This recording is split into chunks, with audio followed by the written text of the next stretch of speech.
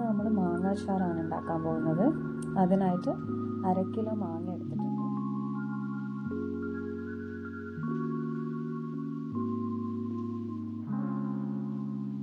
മാങ്ങ നന്നായി കഴുകി തുടച്ച് ചെറിയ കഷ്ണങ്ങളായി മുറിച്ചിട്ട് അതിലേക്ക് കുറച്ച് ഉപ്പിട്ടിട്ട് ഒരു ദിവസം റെസ്റ്റ് ചെയ്യാൻ വെക്കാം.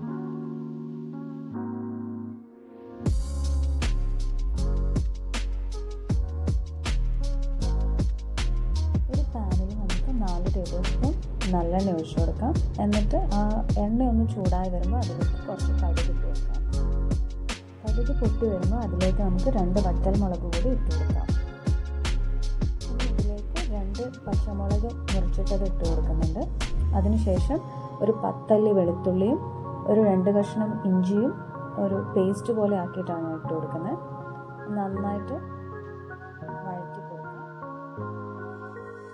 വെളുത്തുള്ളി ഒരു ഗോൾഡൻ കളറായി വരുമ്പോൾ നമുക്കതിലേക്ക് പൊടികൾ ഇട്ട് കൊടുക്കാം.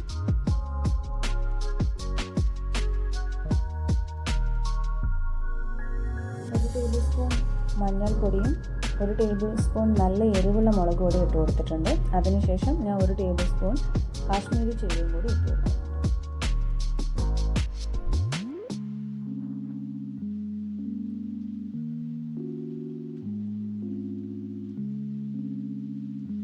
പൊടിയുടെ പച്ചമണം മാറിയതിനു ശേഷം നമുക്ക് 2 ടേബിൾ സ്പൂൺ വിനാഗിരി കൂടി ഒഴിച്ചു കൊടുക്കാം.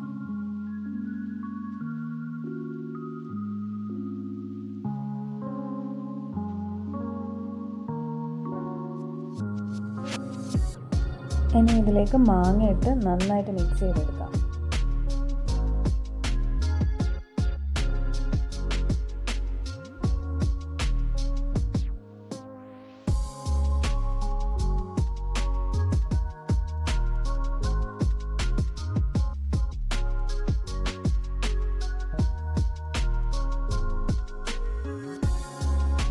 നന്നായി മിക്സായ മാങ്ങയിലേക്ക് വറുത്ത് പൊടിച്ചു വെച്ചേക്കുന്ന ഉലുവയും കടുകിൻ്റെ പൊടിയും കൂടി ചേർത്ത് വെക്കാം.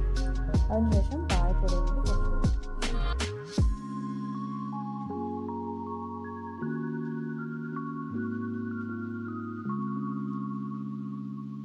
എല്ലാ പൊടികളും ഇട്ട് നന്നായി ഒന്നുകൂടി മിക്സ് ചെയ്യാം.